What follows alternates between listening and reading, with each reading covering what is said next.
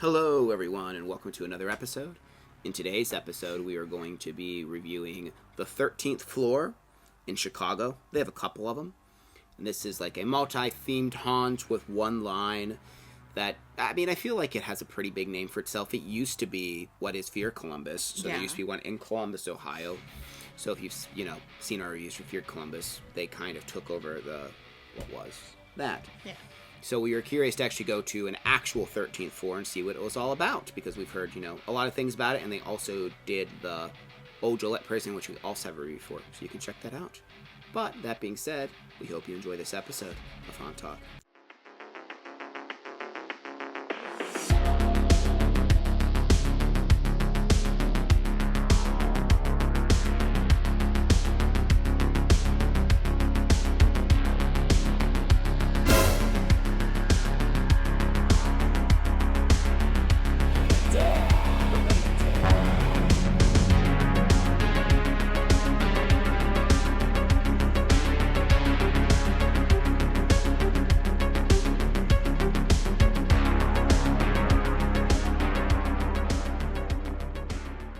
But yes, 13th floor. So this was our, the third one, and unfortunately last we visited, because we tried to go, if you watch our Hell's Gate review, which you absolutely should, we talked about how we tried to go to one after this called Disturbia, which seemed promising, but unfortunately lost power not even 5 minutes into our tour, and they closed it down for the night, so we weren't able to go there. But so yeah, this was the last one that we got to go to.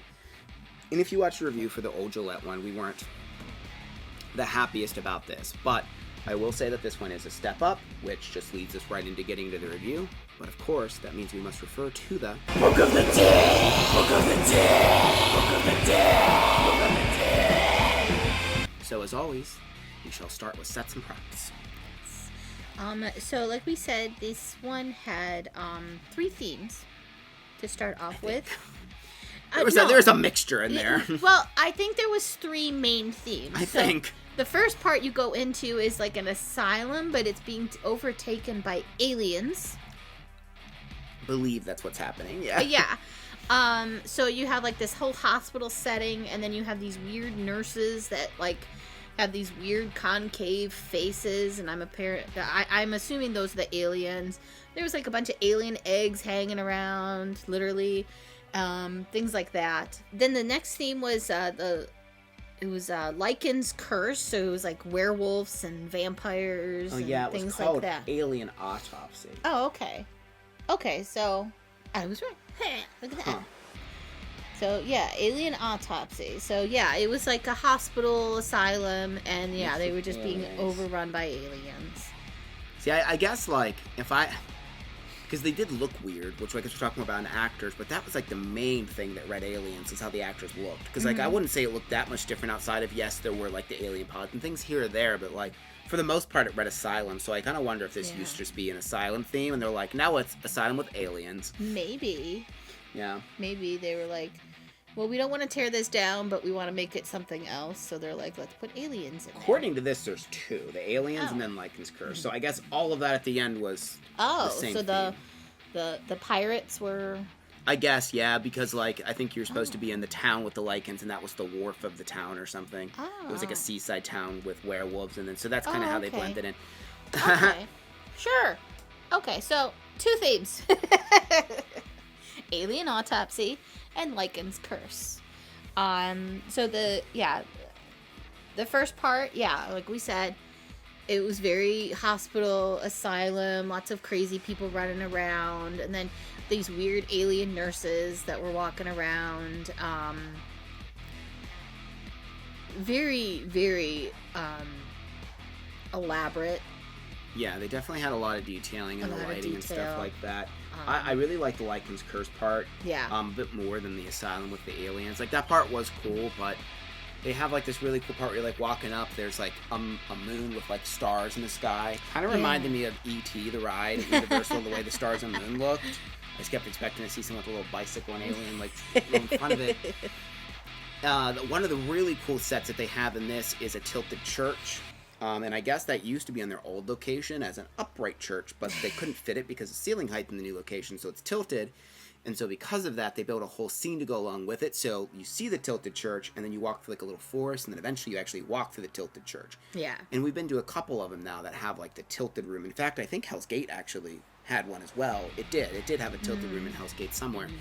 But this one was really big. Yeah. And it's just a whole church with the pews, and like there's like a preacher, like demon thing, and there was an actual actor in there bouncing around. But you're so freaked because you're like, oh, I don't want to fall, and then this guy's like jumping around. He's just jumping around, and you're like, oh, I can't barely walk, and he's just bouncing all over the place. But I like the idea. I thought it was really unique to have like a wickety-whack floor room. Yeah, because it like fit that. with the whole theme of this facade just being like collapsing, and you know, it just really fit with it. I thought that was actually pretty ingenious on their part, for sure. Oh yeah, and I don't actually know where this fits in, but there was a casino theme. I feel like the casino theme was before the Lycans Curse. I could be wrong. So it's like, I don't really know where everything kind of... was, yes. Because I think that you were walking through like a town where the hospital was. And, like, I think it gradually went into where that Lycans thing was. I think it was kind of like a But there was also, like, a hallway with, like, hieroglyphs, like Egyptian hieroglyphs. And I don't know how that fit in the themes. So, like, there's, like, themes, but I think they just kind of also do a little bit whatever they want. Yeah. Yeah. There is, like, that town you walk through for Lycans Curse. It's cool because you actually eventually kind of come back there. Like, you loop all the way around to that church and then come back to that scene again, which is cool. Yeah. Kind of remind me of, like, a very, like, small scale of what Fear Columbus does, actually, which, come to think of it, that kind of makes sense of, like, the design language of this haunt, because, like, they made that a haunt originally. Yeah. Kind of coming back to scenes you've already been to, but in a different aspect, which is always neat. But yeah, the wharf section was really cool. They did look like you were on water. You're not, but like you're walking on the docks. But they had it so like there wasn't like a wall or like a rope or anything, so it looked like you could fall into the water. Yeah, and the dock you were walking on was kind of wonky too. It was a little wonky. So it like kind of like went out like, you know, kind of squishy underneath your feet and stuff like that. So it was kind of like you weren't sure if you were gonna fall into the water and stuff like that, which I really liked that. Oh yeah, this is the place that had the freaky floor as well. It's basically like the scene was just like walls with I think meat on it, but I think it's just like a splatter wall of like blood and guts and stuff. But the floor in between it was basically a plank that would go like this, like a seesaw essentially. Yeah. So every time you'd step on it, the other side would go up, and that one would go down. And boom, boom, boom. It was so terrifying. Yeah, it was loud too. You guys were still on it, so every time you would take a step, because you were doing opposite steps I was doing, so I'm like falling over. I'm like, oh my god. Yeah, it's real wild. It'll trip you. It'll trip you up a lot. Oh, another really good scare I liked. I think it was around the church scene. Is there's this really cool like organ room that's dark, but then when you're in it, like lights come on, and then like the organ, the other sound of the organ. Yeah, that was freaky. That was really freaky. Yeah, I did not expect that at all. Yeah, and I think like the ships, like the cannons shoot at you at the end. There's also a really cool. I think it was right as you enter the Lycans Curse. It was like a cool like mansion facade. Yeah, and then like the insides of a mansion as well, like a staircase and everything.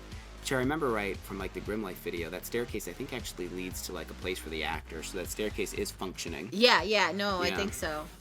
But yeah, sets and props we thought were really good. We gave sets and props an 8.5. So now moving along to actors. They had a decent amount of them. There was some dead space, but overall they had a pretty good amount of actors. Yeah.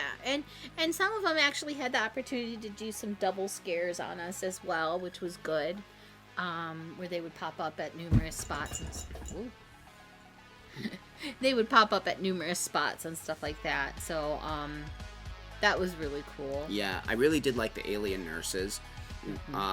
Because they don't look like normal aliens. Even though on the website it's just like a normal like gray alien, they were like, yeah, they did. It was like, I don't know how to describe it. Yeah, like the Scream mask, but like it was almost like if a surgical mask became part of someone's face or something. Yeah, it was weird. Yeah, it was really like they were creepy. Like, you know how like you take like a cloth and you put it against your face and you go like that, like, and breathe it in. That's what it kind of looked like. Where like it goes like in your mouth and stuff like that, and yeah, it was just really weird because when one of the girls first popped up, I was like, oh, ew. I felt bad because I actually went like ew in her face. I was like, oh. Yeah, they were pretty freaky. Pretty good hiding spaces as well.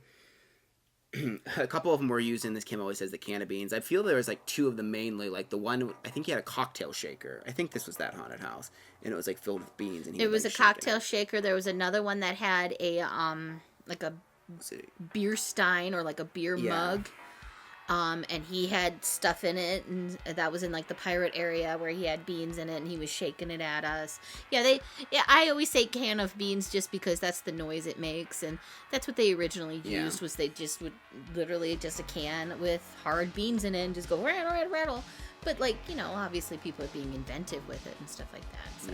Yeah, the werewolf guy was pretty aggressive and whatnot, and he was one of the actors that you actually, which was cool, I guess, too, because they, you know, it's themed to werewolves, but that you get to interact with him again, because when you come back to that, like, town street, he's also there, and he got me another time there. The guy in the casino had, like, a whole spiel he was going on about, but yeah, overall, just, the actors were good. I liked the people in the warfare in the area. I feel like, they did, I guess they looked like dead fishermen, I think, if I remember right.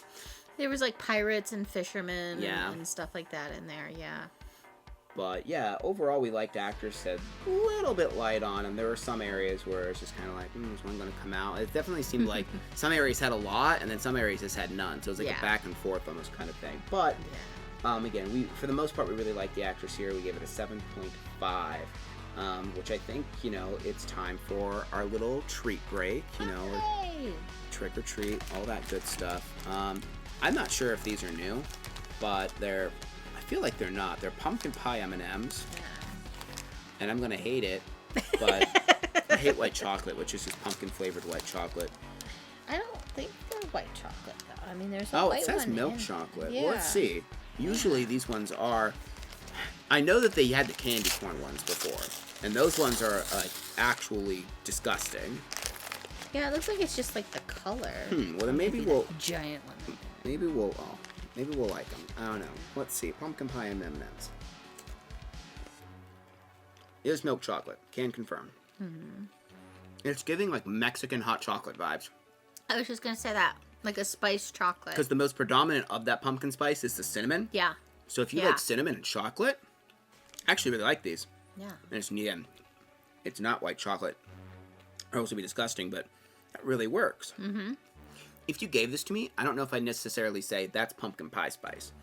I would probably think it was like something like a Mexican like hot chocolate M&M or something like that. Or cinnamon or something like that. But yeah, either way, these are good. Yeah. Yeah, you should try these. Yeah. M&M pumpkin pie. All right, but that brings us to our next category, which is scare factor.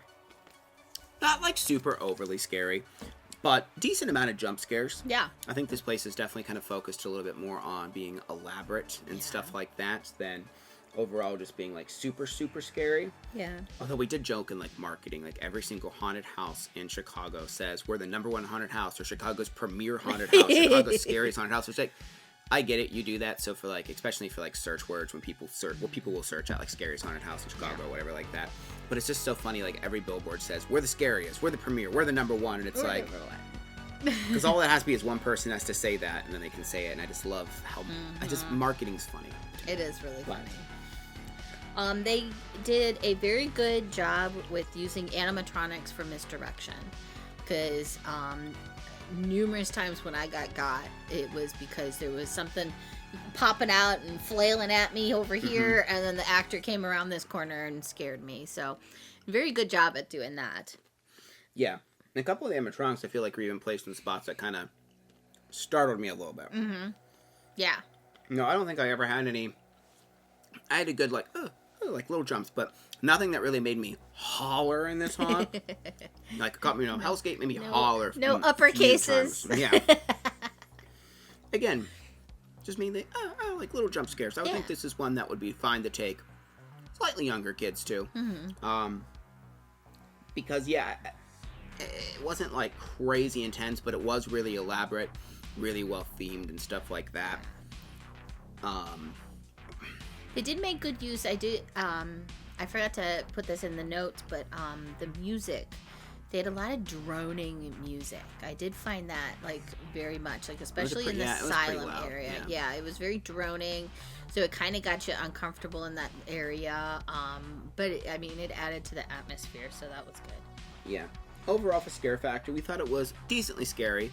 Slightly above average, so we gave it a 6.5 for scariness. And also, again, as we've stated in many reviews, scare factor being a lower score doesn't necessarily mean bad. It's literally just a score of how scary it is. You can still be less scary and still be in a really great haunted house. Yeah. So for value, this one, what it looks like only ranges $2, from $32.99 to $34.99. So a pretty small range. $12 more for the Fast Pass, which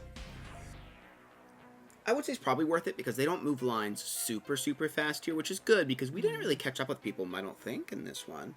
Pretty sure we pretty much had our own experience. Yeah, we did not catch up. They were spacing pretty good, so I like that.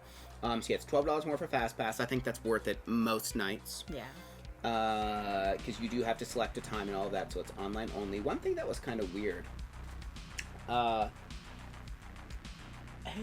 don't have it wrote, but I'm pretty sure.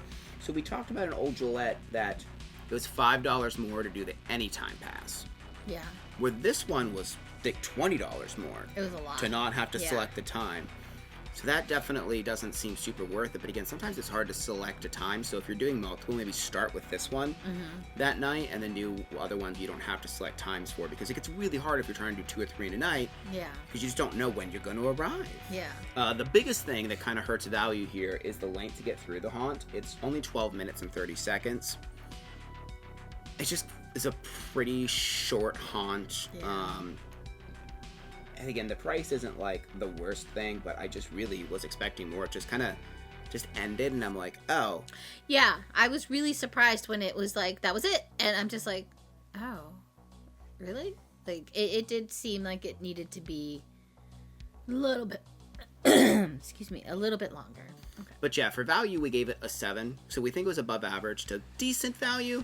It's just we really wish it was a little bit longer, for the price, but pretty much all haunted houses are crazy expensive anymore. So, like, if you be wanting to do multiple a night, I mean, my God, the amount of money, like, we only ended up going to, well, technically 4, but again, we're getting refunded for the 1. But, doing Fast Passes, if you want to do multiple in a night, you're going to be spending, like, especially for any of these with Fast Pass, with all the fees and stuff like that, at least $100 a night just to do 2. Yeah. Per person, yeah. So, I mean, it gets up there. Yeah. But yeah, for overall, we gave it a 7.5. Definitely think this is one that you should check out in the area. Again, we do wish there's a little bit more actors and wish it was maybe a little bit cheaper than what it is. I don't know if that building, if there's any room to grow the haunt there. Yeah. At all. Because it was in like a big warehouse kind of thing. Yeah. So. Also, the parking situation kind of sucked. I forgot to mention this. This shit kind of fell in value. There really wasn't parking. You could kind of try and park on the road, and then there was some guy. I don't know if he was part of the haunt, but it was like $10 to park, I guess, which it's just like. And then there was a parking lot near the haunted house, but they were charging like $20. Oh yeah, that was like the VIP or something, I think. Yeah. So it's like, I just wish the haunted houses would stop. It's okay if you want to like have VIP parking, I guess, but stop charging for just normal parking and just include that in the price of your ticket. I don't know. It's just like, God, you're already paying so much for a ticket and you have to pay more to park, and it's that's like almost as much as the ticket to get into the haunt, to just go park near the haunted house. Yeah, for like the VIP one. Yeah, it's kind of weird, but I don't know. It is what it is. Everything's expensive and no one has money. So thank you very much for watching the video. Make sure you're liking, make sure you're subscribing, and make sure you're ringing that notification bell. And again, thank you so much for watching, and we'll see you in the next one.